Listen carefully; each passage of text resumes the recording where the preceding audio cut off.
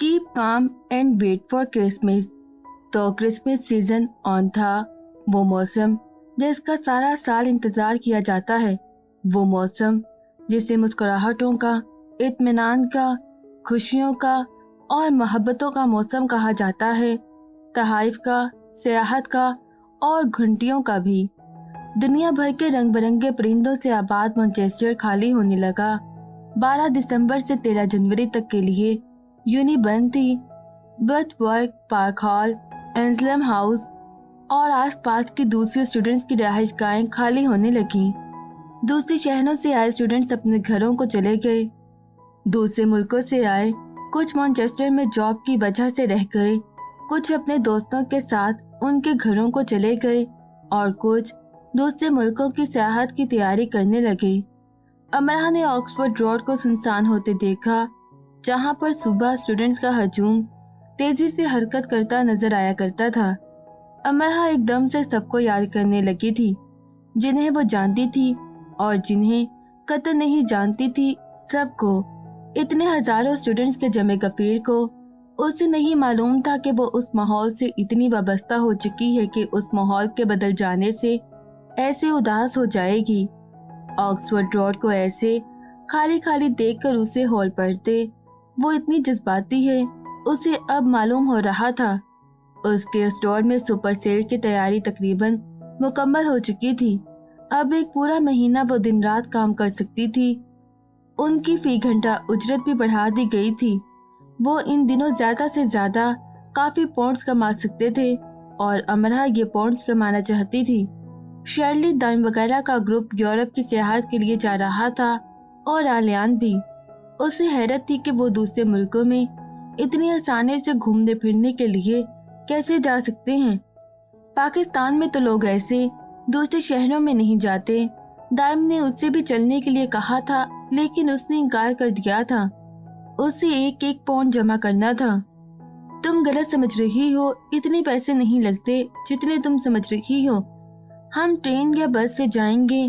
हमने खास डिस्काउंट पास लिए हैं, जिनसे हमारे बहुत कम पैसे खर्च होंगे।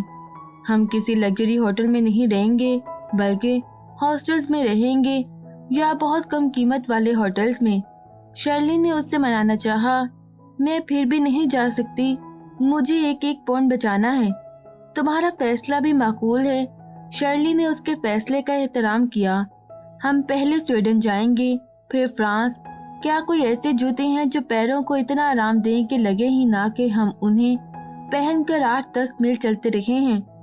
जाने से पहले रात को आलियान उसके स्टोर आया। मैं बिल बनाती हूँ, जूते नहीं। वो वैसे ही उदास थी और वो उसे उदास करने आ गया था। जूतों की दुकान में काम तो करती हो ना? मैं सेल्समैन नहीं हूँ, तुम सेल्समैन के पास जाओ। मुझे ऐसे क्यों लग रहा है कि तुमने सुबह से अब कम से कम 10 कप कड़वी कॉफी के पिए हैं, ज्यादा भी हो सकते हैं। कॉफी कड़वी ही होती है। काउंटर पर रखे कंप्यूटर के साथ वो मसरूफ थी और ऐसे जाहिर कर रही थी जैसे इतने बड़े स्टोर का काम वो अकेली ही करती है। कॉफी उस वक्त कड़वी होती है जब वो जबान को भी कड़वा कर दे। शायद तुम सियाहत करके वापस आओ तो ऐसी कम अक्ली की बातें करना छोड़ दो। सुना है दूसरी सरजमीनों का पानी पीने से और फजाओं में सांस लेने से बहुत सी दिमागी बीमारियां ठीक हो जाती हैं। लगता है तुम पर काम का बहुत बोझ है अमरा। उसने अंदाज को अफसरदा बनाया। मैं मजबूत असाब की मालिक हूँ। अमरा ने अंदाज को मजबूत बनाया। लेकिन तुम्हारी शक्ल कुछ और ही कह रही है। अगर तुम कहो तो मैं स्वीडन चला जाता हूँ, फ्रांस नहीं, बल्कि अगर तुम कहो तो मैं जाता ही नहीं। मेरा ख्याल है मेरे जाने से पहले ही तुम मुझे बहुत याद करने लगी हो।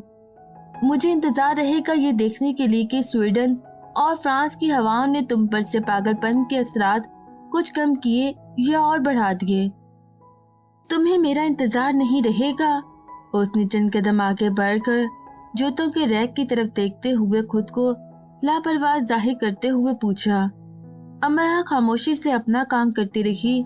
लो मैं जा रहा हूँ, उसने कहा तो, लेकिन वो जाने के लिए अपनी जगह से हिला नहीं। मिलर, अमरा ने एक सेल्समैन को मतवज्जा किया।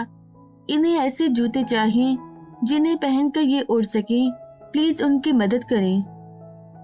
आलियान ने चौंक कर अमराह की तरफ देखा। वो शरारत से मुस्कुरा रही थी। ये जूतों की दुकान है, back to the future film का सेट नहीं। यहाँ कुछ उड़ने शटरने वाला नहीं मिलता। मिलर पर भी काम का काफी बोझ लगता था। तुम्हारे सेल्समैन ने भी कड़वी कॉफी पी है और 10 कप से ज्यादा पी है। मुंह बसोरता आलियान चला गया और 5 मिनट बाद वो फिर से उसके पास मौजूद था। मैंने कुछ पैसे जमा किए हैं, तुम मुझसे उधार ले सकती हो और उनकी वापसी की कोई जल्दी नहीं। जब शादी हो जाएगी तो हम हिसाब ठीक कर लेंगे।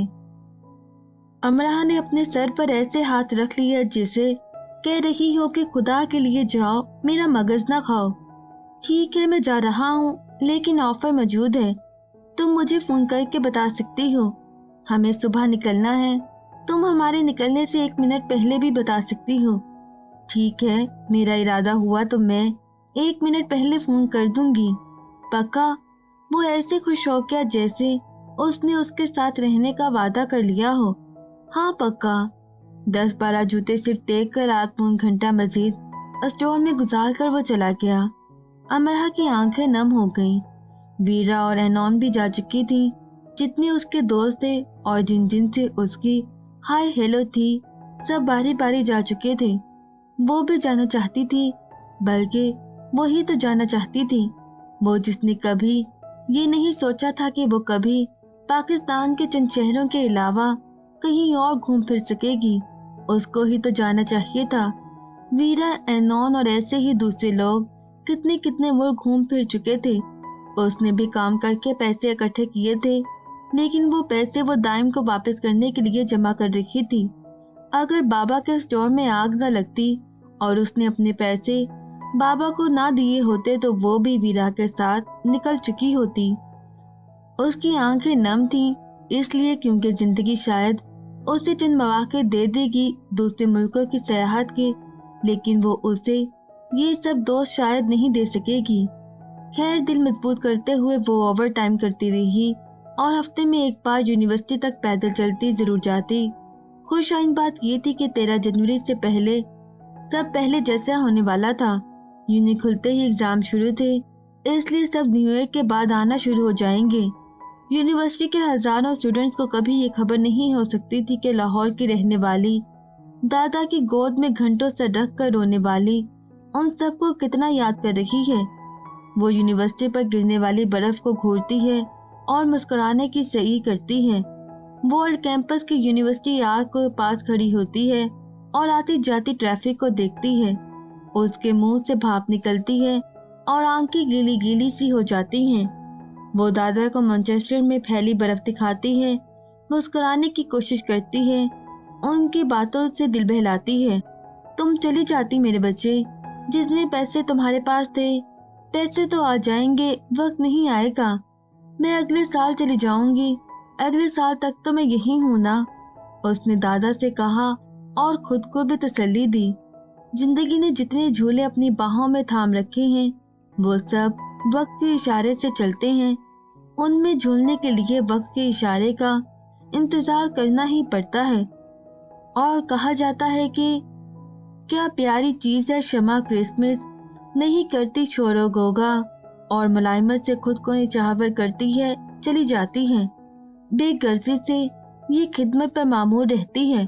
सारा मैनचेस्टर और सारा बरतानिया और सारे का सारा यूरोप क्रिसमस फ्लू का शिकार हो चुका था। कोई छींकता हुआ नजर नहीं आता था, लेकिन मुस्कुराता हुआ जरूर आता था। सिटी सेंटर क्रिसमस मार्केट में ऊंचे सतून पर बहुत बड़े से सेंटा क्लॉज को बिठा दिया गया था, जो बड़े बूढ़ों सी पर शफकत मुस्कुराहट सब पर निछावर करता था। क्रिसमस के बड़े मेलों में शुमार होने वाला मेला 200 से ज्यादा स्टॉल के साथ सिटी सेंटर में सज चुका था, जहां रातें जगमग करती थी और दिन कलकारियां भरते थे, जहां रखी सेल की चीजें गदगदी करती थी कि आखिर मुझे उठाकर अपने नरम गरम घरों में क्यों नहीं ले जाते, ज्यादा महंगी तो नहीं है हम। काम की ज्यादती ने उसे थका डाला था। बिल बनाते बनाते उसकी उंगलियां टूटने जैसी हो जाती थी। बर्गर को कॉफी के साथ बामुश्किल अंदर करती थी। घर जाकर चंद घंटे सोती और फिर से काम पर आ जाती। दादा से भी बहुत कम बात होती। कितनी कमजोर हो गई हो तुम। दादा से काफी दिनों बाद बात हुई तो वो उदास हो गए। आपको तो मैं बस ऐसे ही लगती हूँ। ठीक हूँ दादा मैं। अगले दिन बाबा का फोन आया, छोड़ दो जॉब, मैं तुम्हें कैसे भी कर कर पैसे भेज दिया करूँगा। नहीं, इसकी जरूरत नहीं है, मैं ठीक हूँ। दादा ने शायद आपको परेशान कर दिया है। उसके नाना करने पर भी बाबा ने उसके अकाउंट में थोड़े पैसे ट्रांसफर करवा दिए जिन्हें उसने हाथ भी नहीं लगाया। जिंदगी में मिलने वाले इसी आराम और आसाइश ने उसे ऐसा बना दिया था। रेडीमेड खाने को मिलता रहे तो खुद खाना पकाने की जहमत कोई भी नहीं करता। एक बार वो डेरिक के साथ ड्रमसन गई थी। उन दोनों की बनाई डॉक्यूमेंट्री को लेकर उनकी एक नुमाइंदे से मुलाकात तय थी। मुलाकात के बाद जब नुमाइंदा चला गया और बिल आया तो डेरिक ने वेटर से कहा कि वो इस बिल को ऑफिस में भिजवा दे। बिल के नीचे डेरिक ने साइन कर दिए थे। किसके ऑफिस? डेरिक हंसने लगा। मेरे पापा के ऑफिस। बिल इतनी दूर उनके ऑफिस जाएगा? थोड़े से पैसे हैं, मैं बिल दे देती हूँ। मेरे पापा का ऑफिस यहीं इसी रेस्टोरेंट में है। वो ड्रमसन के तीसरे हिस्सेदार हैं। तुम्हारे पापा यहाँ के तीसरे हिस्सेदार हैं तो वेटर तुम्हें बिल क्यों देता है? इनफैक्ट मुझे सख्ती से मना किया गया है कि मैं यहाँ ना आया करूँ। मैं यहाँ तब आता हूँ जब बिल्कुल खाली जेब हो चुका होता हूँ। कभी के बाद ज्यादा नहीं। बिल पर मैं साइन कर देता हूँ और जब मेरे पास पैसे होते हैं तो मैं यहाँ आकर बिल चुका जाता हूँ। इतनी सी रियायत मुझे मिल जाती है। तुम कह रही हो ये तुम्हारे पापा का रेस्टोरेंट है, फिर भी तुम्हारे साथ ये सब? मेरे फादर अमेरिका से यहाँ काम के लिए आए थे। 10 साल तक उन्होंने गाड़ियों की एक फैक्ट्री की सफाई का काम किया है। उनके जिस्म से मुस्तकिल केमिकल की बू आने लगी थी। उनका कहना है कि उन 10 सालों में उन्होंने अपनी सिगरेट पीने की ख्वाहिश को दबाए रखा और एक सिगरेट की डबिया जब उन्हें तोहफे में मिली तो उन्होंने उसे जला दिया कि अगर उन्होंने वो पी ली तो 10 सालों में कमाए गए सारे पौंड्स दूल्हे की नजर हो जाएंगे। जिसके फादर का ऐसा माजी रहा हो उसके बेटे पर सूट नहीं करता कि वो मैनचेस्टर जैसी बड़ी यूनी में पढ़े भी और बाप की कमाई पर ऐसे ऐश भी करे। स्कूल की छुट्टियों में मैंने ऐसे ही रेस्टोरेंट में काम किया। एक बार मैंने गुस्से में स्टाफ के एक वर्कर को धक्का दे दिया था। मुझे उसी वक्त जॉब से निकाल दिया गया था। अब मैं डॉक्यूमेंट्रीज बनाकर अपना खर्च निकालता हूँ। आखिर वालिदैन अपनी औलाद के लिए ही कमाते हैं। हाँ, मैं तो इतना बड़ा हो गया हूँ, बस बहुत खाली उनकी कमाई। अगर सारे वालिदैन सिर्फ औलाद का ही सोचते रहेंगे तो इंसानियत का कौन सोचेगा? इंसानियत का? इस जवाब पर अमरा दंग रह गई। हाँ, अगर 2 लोग सारी जिंदगी कमा कमा कर सिर्फ अपनी औलाद का ही सोचते रहेंगे तो कुल इंसानियत के बारे में कौन सोचेगा? हमें अपनी जिंदगी के दायरे इतने महदूद नहीं कर लेने चाहिए कि हमारी सारी जिंदगी का हासिल सिर्फ चंद अफराद को ही फायदा दे। अमरा लाजवाब हो चुकी थी। क्रिसमस से चंद दिन पहले वो साधना के साथ क्रिसमस मार्केट आई और दोनों ने लेडी महर की बताई ढेरों ढेर खरीदारी की। उन्होंने अपने सब बच्चों के लिए तोहफे मंगवाए थे। नए साल के पहले हफ्ते में मॉर्गन की शादी भी थी। कुछ इस सिलसिले की खरीदारी भी की। साधना घर चली गई और वो अपनी यूनी आ गई और आकर रोड कैंपस की आड़ के नीचे खड़ी हो गई। मौसम के तेवर सुबह ही से बदल रहे थे। तेज हवा चल रही थी और बीबीसी न्यूज ने बर्फबारी की खबर दी थी। वो मेहराब की दीवार के साथ टिक कर खड़ी धुंधले आसमान को देख रही थी। धुंध बढ़ती ही जा रही थी और कुछ दूर आगे की चीजें नजर नहीं आ रही थीं। उसे ये सब अच्छा लग रहा था। उसे बर्फबारी का इंतजार था। उसके पास 1 घंटा था, फिर उसे वापस अपनी जॉब पर जाना था। वो अपनी यूनी के आगे बर्फबारी को होते देखना चाहती थी। हवा और तेज हो गई। धुंध और बढ़ने लगी। रुई के गाले माँ के प्यार की तरह नरमी से जमीन पर बरसने लगे। अमरा ने अपने सुर्ख दस्तानों वाले हाथों को फैला लिया। बर्फबारी बिलाशुबा वो मंजर है जो पहली बार देखने वालों को मस्ताना सा कर देता है।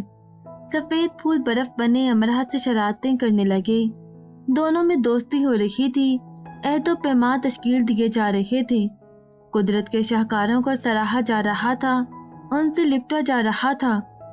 दूर धुंध में उसने देखा कि कोई आ रहा है। वो आलियान था। वो करीब आया और दूर होता चला गया। वो आलियान नहीं था।